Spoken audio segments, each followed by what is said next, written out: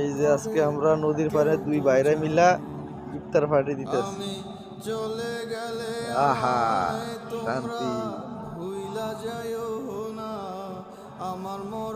কাল বাদে পরশু দিন আমি ইনশাআল্লাহ ওমান চলে যাবো।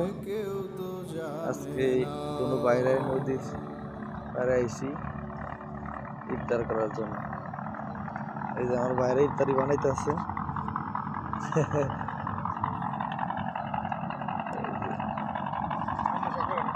এই দুনিয়া চিরজীবন থাকার জায়গা না, অন্ধকার কবর যে আমার আসল ঠিকানা। এই দুনিয়া চিরজীবন থাকার জায়গা না, নদীর পাড়ে অন্ধকার কবর যে